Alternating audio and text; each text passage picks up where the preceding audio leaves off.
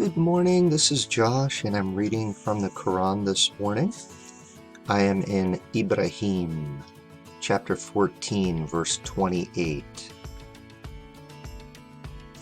I am reading the Quran with commentary from the Quran and the Bible, text and commentary by Gabriel Said Reynolds. The translation of the Quran that I'm using is the the Ali Kure translation. Chapter 14, verse 28. Have you not regarded those who have changed God's blessing with ingratitude and landed their people in the house of ruin? Hell, which they shall enter, and it is an evil abode. They have set up equals to God to lead people astray from His way. Say, enjoy for a while, for indeed your destination is hellfire. Tell my servants who have faith to maintain the prayer and to spend secretly and openly from what we have provided them, before there comes a day on which there will be neither any bargaining nor friendship. It is God who created the heavens and the earth, and He sends down water from the sky and brings forth with it crops for your sustenance. And He disposed the ships for you, for your benefit, so that they may sail at sea by His command. And He disposed the rivers for you. He disposed the sun and the moon for you, constant in their courses. And He disposed the night and the day, and gave you all that you had asked Him. If you enumerate God's blessings, you will not be able to count them. Man is indeed most unfair and ungrateful. When Abraham said, My Lord, make this city a sanctuary, and save me and my children from worshipping idols.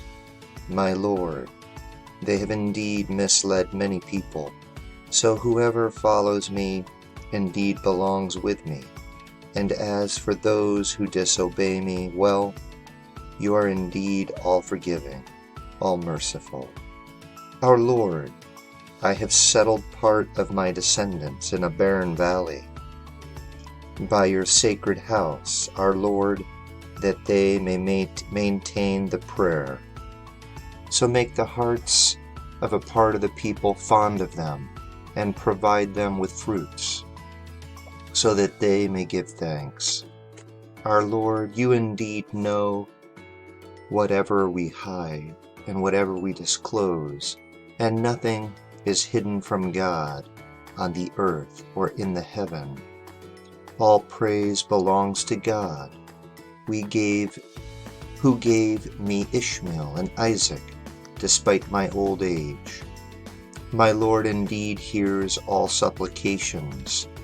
My Lord, make me a maintainer of prayer, and my descendants as well. Our Lord, accept my supplication. Our Lord, forgive me, my parents, and all the faithful, on the day when the reckoning is held. Commentary on 1435 through 41. Muslim commentators generally identify the city, Arabic balad, of this verse with Mecca. Tafsir al-Jalalain paraphrases and mention when Abraham said, My Lord, make this land Mecca secure. God granted him his petition and thus made it Mecca, a sanctuary in which no human blood is shed. No person is wronged. Prey is not hunted, and one which is never deserted in any of its parts. This passage and the related passage 2, 124 through 41 is connected to biblical and post-biblical traditions regarding the altar that Abraham, and in some cases Isaac, built on Mount Moriah for sacrifice. See commentary on 2, 125 through 128. In these traditions, Mount Moriah is connected with Jerusalem, as it is already in 2 Chronicles 3:1. In the present passage, the Quran might be transferring such traditions to an Arabian site, perhaps Mecca. Regarding the history of scholarship on this passage, see Sinai, Forts Schrinberg, page 10855 FF. One might note to this effect how elsewhere the Quran links the house with Al-Safa or Al-Marwa 2:158 and Quraysh 106:3, respectively. Joseph Whitston. An association with Mecca might also be suggested by the turn of phrase 1437, similar to 2:126, rendered by Kure as barren valley. Mecca is indeed barren. However, this turn of phrase, khairi Dizaran, might mean simply an uncultivated valley. To explain the reference to fruits here, Tafsir al-Jalalain relates when Abraham made this prayer, God transferred the town of Taif, which lies at a higher elevation and thus has a cooler climate and produces more crops, to Arabia. One might compare the prayers of Abraham in verse 37 with the description of the Holy Land in Leviticus 25:19. The land will give its fruit, and you will eat your fill and live in security. Note that in Q 1435, the Quran has Abraham pray that this city will be secure. Amen. Amen. Kure renders this as sanctuary. On the references to a secure city, see the chart in Sinai. Forts Kreberg Bung. Forts, I can't say that. Page 133, a scholar. In other words, the Quran might intend that Abraham prayed for the valley where he settled to become both fruitful and secure, when at first it was neither.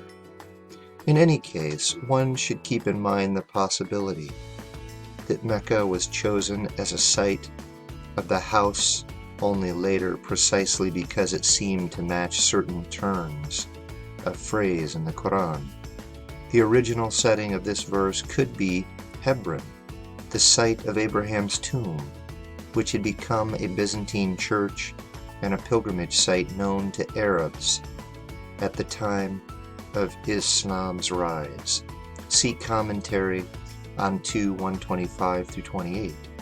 Genesis 13:18 relates that Abraham built an altar to God in Hebron, and this Quranic passage, along with 2:125 through 128, might be inspired by it. This idea would do away with the need to imagine that Abraham made the long trip to the Arabian desert with Hagar and Ishmael, while he left Sarah and Isaac back in Palestine. Q2 124 through 41 describes how Abraham built a sanctuary with Ishmael and how they both prayed to God. In this passage, Abraham prays alone and refers both to Ishmael and to Isaac. See further commentary on 2:125 through 128. Very interesting. So, the main point of discussion here is, what is the city mentioned in 35 to 41? verse 37. It says, Our Lord, I have settled part of my descendants in a barren valley by your sacred house. Our Lord, that they may maintain the prayer. So make the hearts of a part of the people fond of them, and provide them with fruits, so that they may give thanks. What is the barren valley?